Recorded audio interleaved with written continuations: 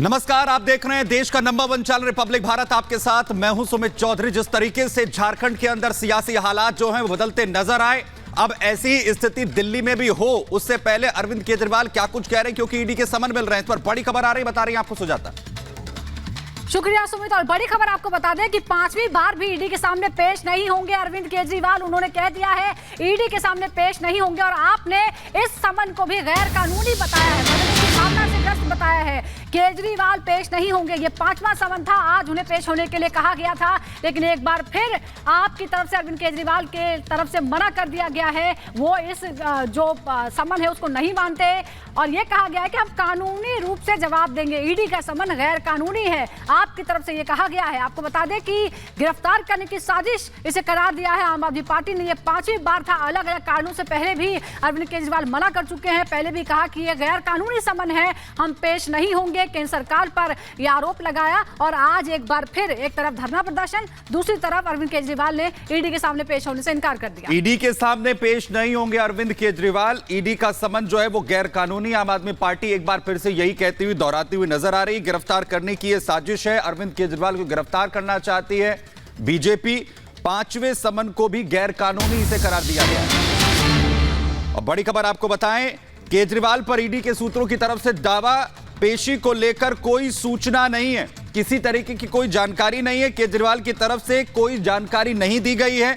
ED ने आज केजरीवाल को पेशी के लिए बुलाया था और जिस तरीके से समन किया गया उस पर एक बार फिर से अरविंद केजरीवाल ने आने से इनकार कर दिया है, गैर कानूनी समन को बता दिया। और जो ईडी के सूत्र है दावा कर रहे हैं कि पेशी को लेकर कोई सूचना नहीं है, अरविंद केजरीवाल ने कोई जानकारी नहीं दी है, केजरीवाल की तरफ से कोई जानकारी नहीं आई है कि वो आ रहे हैं या फिर नहीं आ रहे हैं। ईडी ने आज केजरीवाल को पेशी के लिए एक बार फिर से समन किया था और वही हालात एक बार फिर से अरविंद केजरीवाल इस समन को गैर कानूनी बता रहे हैं। आम आदमी पार्टी उस पर सवाल उठा रही है, कह रही है कि अरविंद केजरीवाल को गिरफ्तार करने की साजिश है।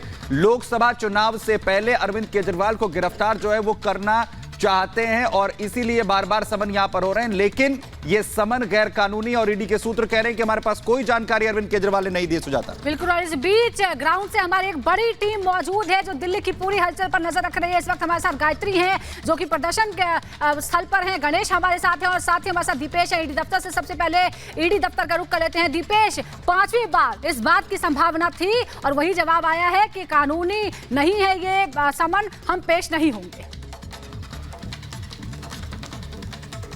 बिल्कुल, देखिए, राजनीति से प्रेरित लगातार आम आदमी पार्टी समन को बताती रही है, चाहे आप वो 2 नवंबर का जिक्र कर लीजिए, 21 दिसंबर का जिक्र कर लीजिए, 3 या 18 जनवरी का कर लीजिए। 4 अलग अलग समन जब ईडी की तरफ से आम आदमी पार्टी के संयोजक अरविंद केजरीवाल दिल्ली के मुख्यमंत्री को जारी किए गए, उसके बाद उन्हें टालते रखे और अब 5वां समन जो जारी हुआ उसको भी यही कहकर कि ये राजनीति से प्रेरित है और सिर्फ गिरफ्तार करने की भावना के साथ कि समन भेजा जा रहा है, इसे कहते हुए उन्होंने इस समन को भी टाल दिया है। अब एक सवाल यहां पर यह खड़ा होता है कि कुछ इसी तरह से समन टालने का काम जो है वो झारखंड के मुख्यमंत्री हेमंत सोरेन ने भी किया था, बड़ा लाइटली ईडी के इन समनों को लिया था। लेकिन अब स्थिति क्या हुई है वो सबके सामने है। मगर अब ईडी के पास विकल्प क्या बचता है सुजाता, विचार इस पर हो रहा है कि क्या अब ईडी 6वां समन जारी करेगी या फिर डायरेक्ट कोर्ट का रुख करते हुए कोर्ट के जरिए एक नोटिस अरविंद केजरीवाल को पहुंचाया जाता है कि अब आपको आना होगा, ईडी के सवालों का सामना करना होगा। क्यों? क्योंकि 5वां समन जारी करने के साथ ही ईडी ने सवालों की एक लंबी फहरिस्त बना रखी थी जो सवाल जवाब इस शराब घोटाला मसले को लेकर, मनी लॉन्ड्रिंग को लेकर उनसे पूछे जाने थे। लेकिन अब जांच में वो सहयोग करते हुए नजर नहीं आ रहे हैं। यहां तक कि सहयोग करने के बाद वो समन जारी करने के बाद ईडी के समक्ष पेश भी नहीं हो रहे हैं। यही कारण है कि सवाल भी खड़े हो रहे हैं और भारतीय जनता पार्टी इसको लेकर अरविंद केजरीवाल और आम आदमी पार्टी बार बार सवाल जो है वो भारतीय जनता पार्टी भी यहां पर उठा रही है। और गायत्री, ये सवाल हर बार पूछा गया है कि अगर कुछ नहीं किया है तो डर किस बात का है?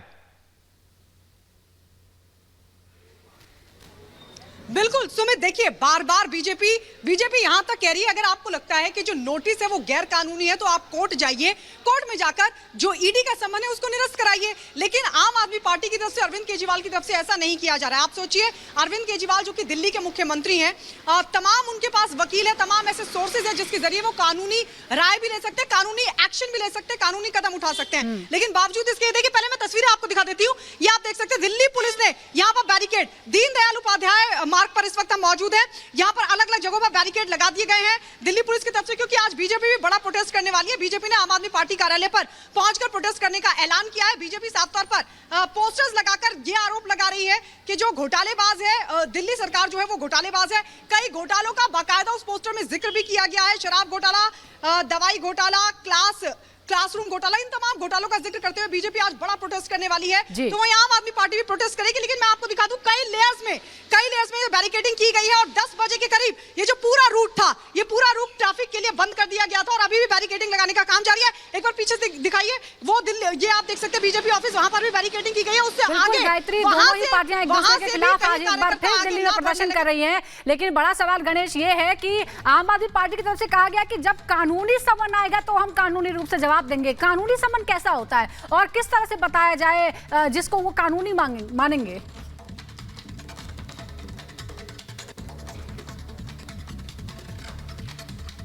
ये नोटिस पूरी तरीके से गैर कानूनी है, राजनीति से प्रेरित है। क्योंकि कानूनी है, राजनीति से प्रेरित है, क्योंकि लगातार उनका ये कहना है कि जिस तरीके से जो उनके ऊपर कथित तौर पर शराब घोटाले का आरोप लगाया जा रहा है कुछ भी नहीं है।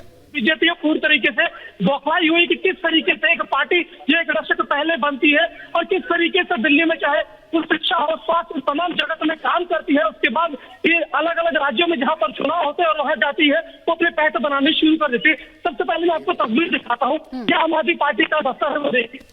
ये आम आदमी पार्टी का दफ्तर है, वो देखिए।